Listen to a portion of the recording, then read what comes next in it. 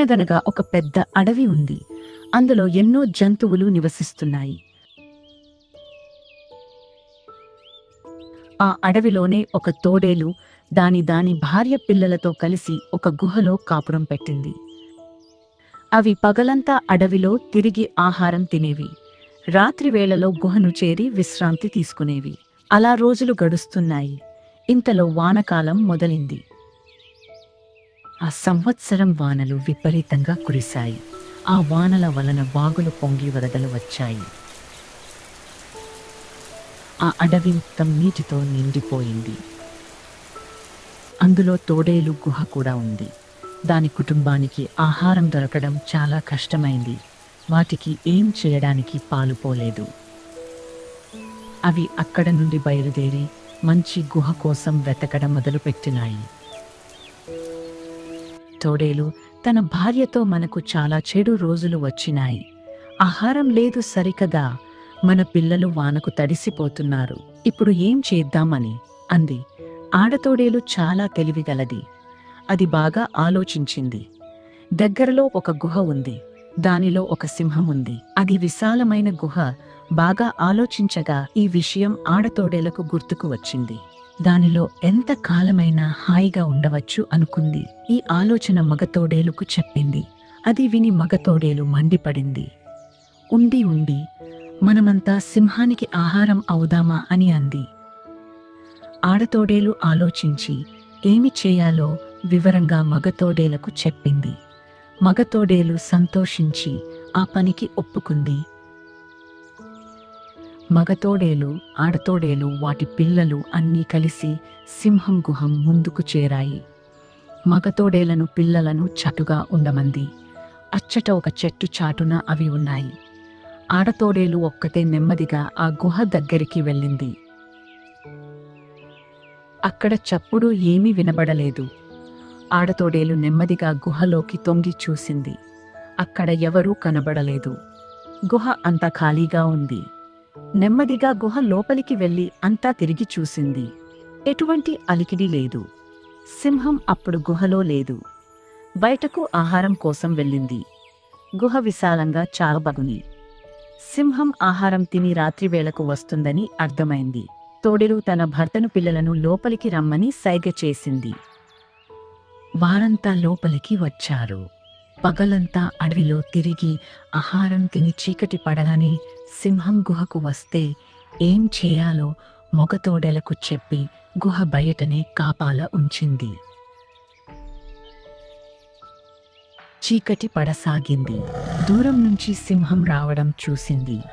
సింహం గుహ దగ్గరకు రాగానే మగతోడేలు గుహ లోపలికి వెళ్ళి ఆడతోడేలకు చెప్పింది. అప్పుడు ఆడతోడేలు పిల్లలను గబగబా 4 దెబ్బలు కొట్టింది.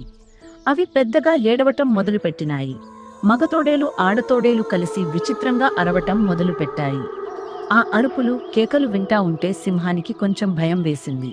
ఏదో పెద్ద జంతువు నా గుహలోకి చేరిందేమో అని అనుకుంది. అది గుహలోకి వెళ్లకుండా బయటనే ఉంది.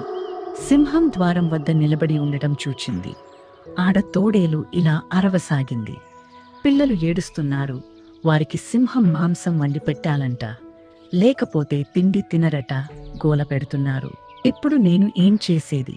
ఇప్పటికిప్పుడు సింహం మాంసం కావాలంటే ఎలా వస్తుంది? నేను ఎక్కడి నుంచి తీసుకురాను అని అంది. దానికి మగ తోడేలు, తొందరపడకు, ఒక సింహం ఇటు రావటం చూశాను. అది బాగా బలిసి ఉంది. దాని మాంసం బాగా రుచిగా ఉంటుంది. అది ఈ వైపుకి రాగానే దానిని చంపి దాని మాంసం తీసుకువస్తాను అని గట్టిగా అరిచింది. ఈ మాటలు సింహం వింది. దానికి బాగా దడ పుట్టింది.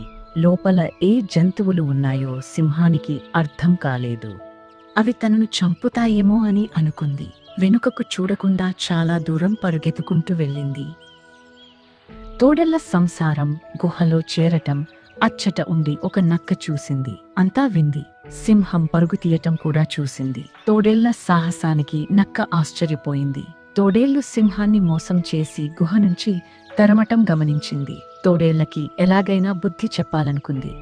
అయితే ఆ నక్క సింహం కోసం ఆ ప్రాంతం అంతా వెతికింది. అన్ని చోట్ల గాలించింది. దానికి సింహం దగ్గరలో ఎక్కడా కనబడలేదు. నక్క చాలా దూరం వెళ్ళి అంతా వెతికింది. చివరకు ఒక గుట్ట చాటున సింహం పడుకుంది. అది బాగా రొప్పుతుంది. నక్క మెల్లిగా సింహం దగ్గరికి చేరింది. ఇప్పుడు నక్క సింహంతో ఇలా అంది, ఓ మృగరాజా, నీవు ఈ అడవికి రాజువు. నీలాంటి వారు ఒక తోడేలికి ఇలా భయపడడం సబాబేనా?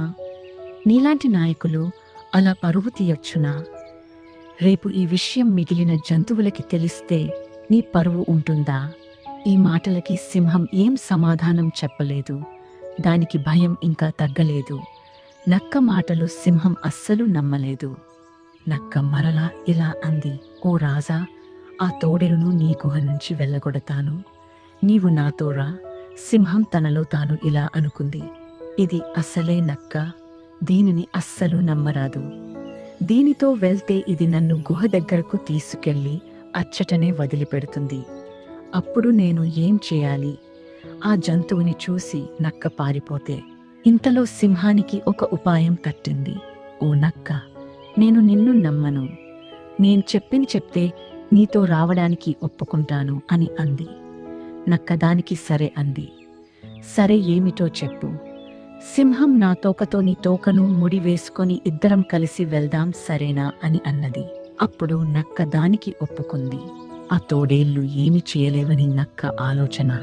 సింహం, నక్క తోకలు ముడి వేసుకొని గుహ వద్దకు చేరుకున్నాయి.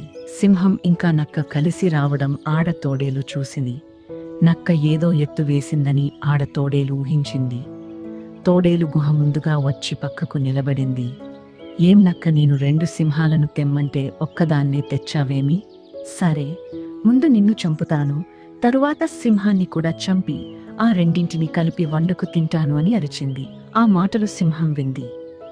నక్క తనని మోసం చేసిందని భావించి వెనకకు తిరగకుండా వేగంగా పరిగెత్తింది. ఆ పరుగులో నక్క శరీరం చీరుకుపోయింది. తోక తెగి అది కింద పడి చచ్చిపోయింది. ఇదంతా చెట్టు పైన ఉన్న ఒక కోతి చూసింది. నెమ్మదిగా ఆ కోతి సింహం దగ్గరికి వెళ్ళింది. నక్క చెప్పినట్టే చెప్పింది. మెల్లిగా సింహాన్ని ఒప్పించింది.